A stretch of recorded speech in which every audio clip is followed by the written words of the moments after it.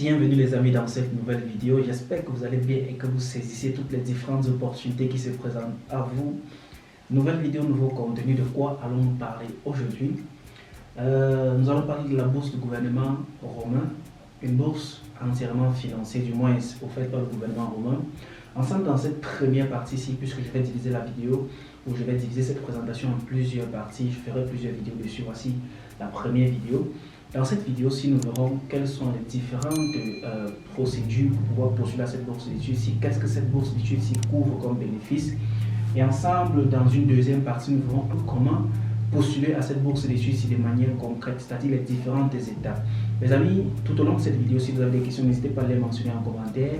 N'hésitez pas aussi à partager cette vidéo tout autour de vous parce qu'elle peut aider, veulent postuler aussi aux différentes opportunités qui sont offertes par les gouvernements de par le monde. Il est à noter que cette bourse couvre un niveau licence, master ou doctorat. Sur ce, on se dit général.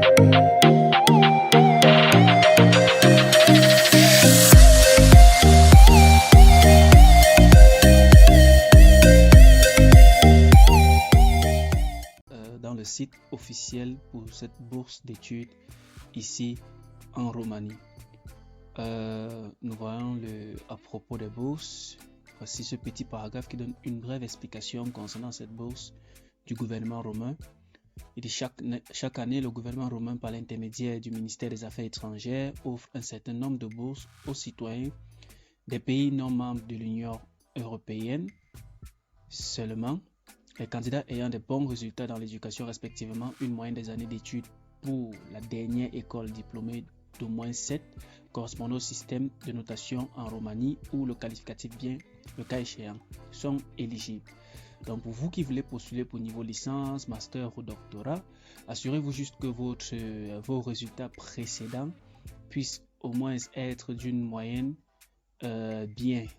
Dans le système de notation sur 20, c'est une note de moins 14 sur 20. Alors, dans cette première partie, nous verrons ensemble de quoi couvre cette bourse d'études, qu'en est-il de cette bourse d'études-ci, quelles sont les différentes étapes pour pouvoir postuler à cette bourse d'études-ci.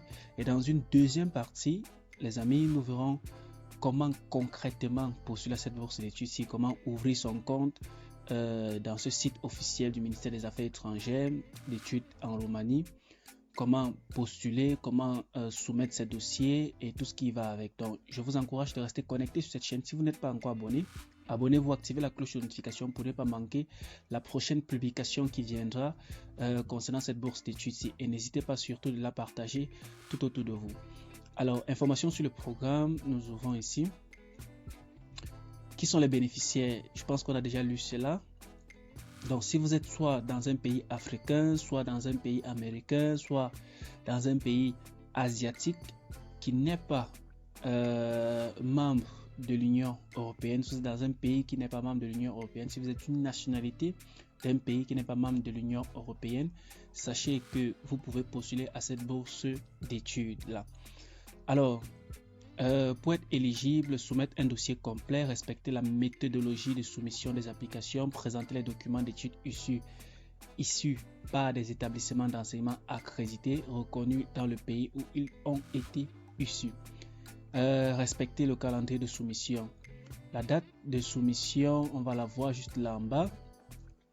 Avant cela, ils disent ici, veuillez prendre connaissance qu'aucune bourse ne sera accordée pour médecine, médecine dentaire ou pharmacie. Donc, vous pouvez prendre toute autre filière, mais les filières telles que médecine, médecine dentaire ou pharmacie ne seront pas disponibles.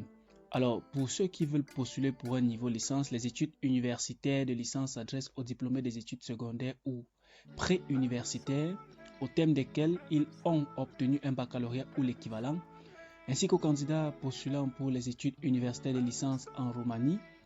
Le programme complet se déroule sur une période de 3 à 6 ans selon la spécialisation suivie et finit par un examen de licence. Le programme de master s'adresse aux diplômés d'études universitaires de licence, se déroule pendant une période de 1 an et demi, 2 ans et se finit par l'examen de mémoire de master. Et pour ceux de doctorat, c'est sur une période de 3 à 5 ans. Alors, si on essaie de continuer la langue d'études, les amis, qu'il faut noter, ils disent que la langue d'études est la langue roumaine. Maintenant, pour ceux-là qui veulent postuler pour un niveau doctorat, vous pouvez postuler pour un programme enseignable en langue anglaise. Vous pouvez postuler pour une filière en langue anglaise. Mais pour ceux-là qui font master et licence, vous devez absolument postuler pour un programme qui est enseigné en langue romaine. Pourquoi? Pourquoi? Pour ainsi favoriser et valoriser la culture romaine. C'est l'explication qu'ils ont eu à donner pour cela. Donc, il n'y a pas une possibilité de postuler pour un programme enseigné en langue anglaise si vous voulez postuler pour un niveau licence ou master. Alors, pour soumettre ces dossiers de candidature, nous allons voir cela dans une deuxième partie. Ce qu'il faut noter, c'est que les dossiers, ceux qui vont soumettre leur dossier directement par le lien du ministère des Affaires étrangères du gouvernement romain seront automatiquement rejetés, ne seront pas pris en considération. Précise cela. Et ici, nous avons le lien officiel pour pouvoir candidater. Nous verrons cela dans une deuxième vidéo, comment créer un compte et comment soumettre ces dossiers. En ce qui concerne le calendrier d'inscription, ils disent ici que la période d'inscription commence le 20 décembre et s'achèvera le 15 mars. Donc, vous avez assez de temps pour pouvoir regrouper tous vos dossiers, les documents qui sont demandés et pour pouvoir postuler à cette bourse d'études ici. Alors, les documents requis pour remplir le dossier, chaque candidat créera un compte personnel dans la plateforme Study in Romania, remplira les données demandées et téléchargera en respectant les exigences techniques indiquées les documents suivants. Copie des diplômes obtenus, diplôme de baccalauréat ou son équivalent, plus, si tel est le cas, les diplômes de baccalauréat, master, doctorat, le cas échéant, leur traduction autorisée dans l'une des langues anglaise, française, espagnole ou romaine. Donc pour vous là qui avez déjà fait un système francophone et que vous avez des diplômes en langue française, plus besoin de les traduire. Cette bourse est un peu comme la bourse du gouvernement turc, la Turquie bourse Lari, pour laquelle, lorsque vous voulez candidater, vous n'avez plus besoin de traduire vos diplômes en une autre langue ou en langue turque. Du moment que vous avez vos diplômes en langue anglaise, française, arabe, vous pouvez directement soumettre les originaux ainsi dans le système. Copie des relevés de notes, suppléments afférents aux études achevées. Si vous voulez postuler pour un niveau licence, vous devez fournir un relevé de notes de la classe terminale ou un relevé de notes du baccalauréat. Copie de l'acte de naissance ou du document équivalent, vous devez fournir votre acte de naissance. Copie des 3 premières pages du passeport ou du document national d'identité, vous devez fournir cela. Si vous n'avez pas de passeport, vous pouvez utiliser votre carte nationale d'identité, une copie bien sûr. Et copie des 3, un curriculum vitae. Vous devez faire un CV rempli en anglais ou en français au format requis. Et également pour le cycle doctorat, une lettre d'intention du candidat en anglais, français, espagnol ou roumain. Donc, les amis, voici les langues autorisées pour cette bourse d'études. Si vous avez un document qui est hormis cette langue-ci, qui n'est pas en cette langue-ci, s'il vous plaît, veuillez traduire cela. Si vous avez des diplômes qui sont en langue arabe, si vous avez des diplômes qui sont en langue haïtienne, si vous avez des diplômes qui sont, quelle que soit la langue des diplômes que vous avez, veuillez traduire cela en anglais, en français, en espagnol ou en roumain pour pouvoir soumettre votre candidature. Les candidats sont également tenus de télécharger les documents suivants sur la plateforme uniquement pour les candidats qui entrent dans la catégorie spécifique mentionnée pour chaque document.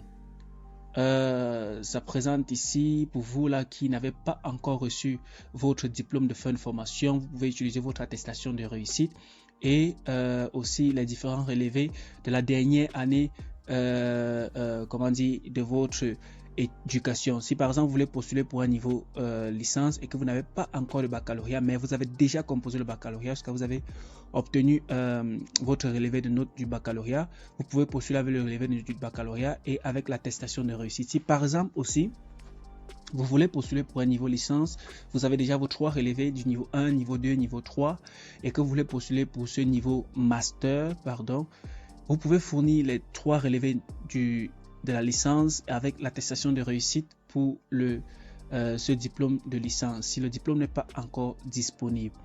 Alors, il y a une dernière consigne qu'il faut prendre en considération, une copie de déclaration notariée relative à l'accord parental dans le cas des candidats n'ayant pas atteint l'âge de 18 ans. Si vous avez 17 ans, 16 ans, vous devez fournir une copie légalisée en langue anglaise, française, espagnole ou romaine d'une autorisation parentale. Alors, les amis, prenez note de ceci. Lorsque vous scannez vos documents, scannez-les de manière individuelle.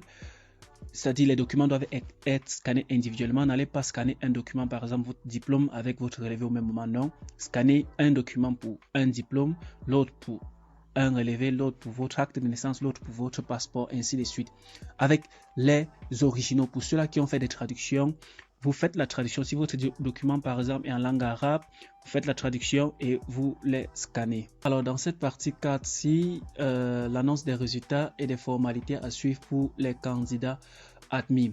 Les résultats seront annoncés, les amis, le 15 juillet 2022. Ce qu'il faut noter, c'est que la rentrée académique commence en Roumanie en octobre 2022, du moins chaque mois d'octobre.